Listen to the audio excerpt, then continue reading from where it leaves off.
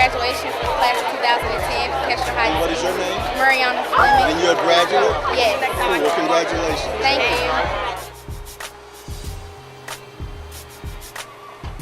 Hello and welcome to this week's BNC World Report. We are on the campus of North Carolina Central University, founded by Mr. James Shepard. This week, as always, we will discuss global topics and events from around the world. Our first story comes to us from WCNC.com, and the Juneteenth Festival in Charlotte is expected to attract about 50,000 people. Well, next weekend, approximately 50,000 people are expected to converge on Charlotte's Independence Park for their 4-day Juneteenth Festival. The festival will run daily from 10 a.m. until 7 p.m. Of course, Juneteenth celebrates not only the freedom of enslaved African Americans, but enslaved people everywhere.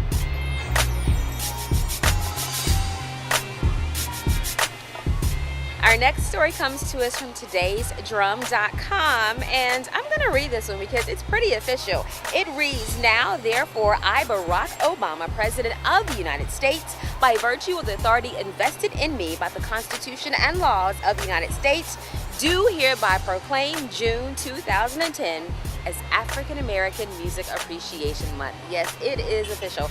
President Obama recently proclaimed June as African American History Month, citing the richness that music impacts and enhances lives all over the world.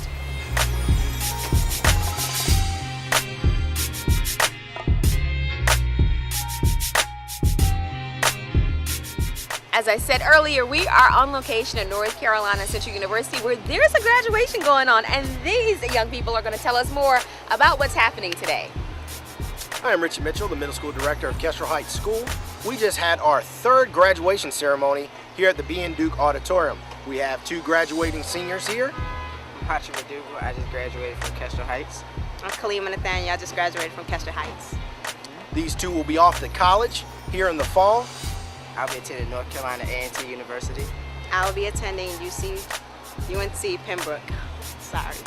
All right, these are two of our graduates out of the class of 23. Again, our third graduating class from Kestrel Heights School.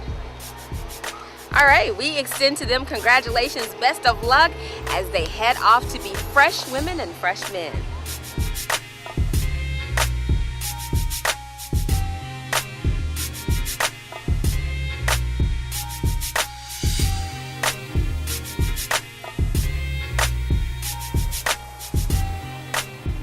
All right, I'm right here at home on the plot of my sorors, ladies of Delta Sigma Theta sorority, for this next story, which comes from allhiphop.com, and a group of Detroit rappers united together to combat violence this past Saturday. Well, it was a variety of rappers from throughout Detroit gathering together in a concert as well as a protest against violence that has plagued many of the neighborhoods. Many of you will recall that 7-year-old Aiyana Jones was murdered on May 16th when police raided a home that she was in looking for a murder suspect.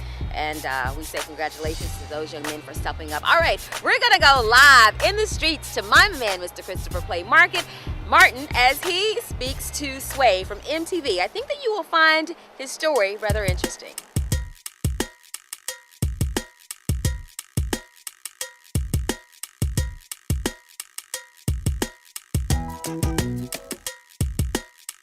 How do you feel about the state of hip-hop right now compared to the early days, the 70s, 80s, all of that? You know, it's interesting. I think hip-hop has always gone through an evolution. You know, if you ask somebody from the 70s, in the 80s, what do you think of hip-hop? I'm sure they would have some complaints, some pros, some cons. If you ask somebody in the 90s, from the 80s, what they think of hip-hop in the 90s, it'll be the same thing ongoing. But one thing that seems to be constant is its evolution and its ability to infiltrate other mediums of entertainment, but other cultures as well. I don't have a lot of negative things to say about it other than personally I wish the content of some of the music could definitely be geared towards empowerment more so, elevation more so. But you know, people should have the right to express how they express. So my job, part of my job is to kind of give exposure to aspects of hip hop that people aren't familiar with. You know, they may not know the guy behind the scenes who was the entrepreneur, the mastermind behind the project in front of the scenes. They may not know about somebody who comes from hip hop culture who's actually teaching on the campus of a university now, teaching education, who's become an educator. They may not know the history of hip hop, how things came to be, how the things evolved. So I just think it's constant work with hip hop. You've had so many historical, incredible interviews. Who was your favorite?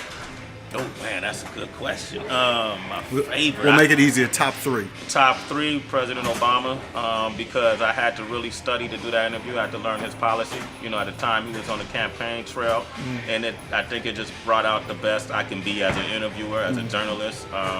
I was very well prepared, but more, I was standing next to history, you know, first African-American president. I was able to talk to him about hip-hop, what he had in his iPod. He was listening to Common and Kanye West and Jay-Z at that time, and I just thought, man, I never dreamt of a day where a president and I would be talking about lyrics from a rap artist. That was a great interview. I'm gonna put Biggie and Tupac on the same level. I got to interview both of those guys just before their untimely deaths. Tupac was just a natural born leader. You know, he had he had something about him that just kind of drawed you in, you know, no matter what it was. Even if he was telling you a lie, you just wanted to believe it because Pac told you. And then one thing I loved about Biggie is one of the funniest people you would ever meet, you know, and I think that was a side of him that a lot of people didn't get a chance to experience. He was extremely intelligent. He was very humble, considering who he was at that time. And then I think, and I have to put him and them on the same level as those dudes as well. I watched his career evolve from the time he was just circulating mixtapes and try to get put on, and for what he's accomplished, especially, you know, being a Caucasian rapper, you know, at that time it was hard to do that, so he had to really prove himself, and he epitomizes what it is to be an MC. And then I probably would throw in, I had a great time with Tom Cruise. Wow, that's hot. That was a fun interview.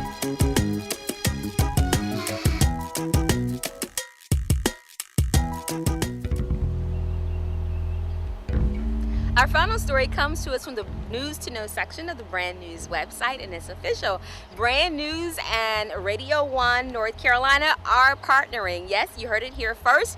Our World Report, featuring yours truly as host, will be on 3 North Carolina-based Radio 1 websites, including hiphopnc.com, thelightnc.com, and foxync.com. So you can catch up with us in more than one place. And that's it for this week's World Report. For more news with less of our views, please be sure to visit the website at brandnews.com. Make it a great week.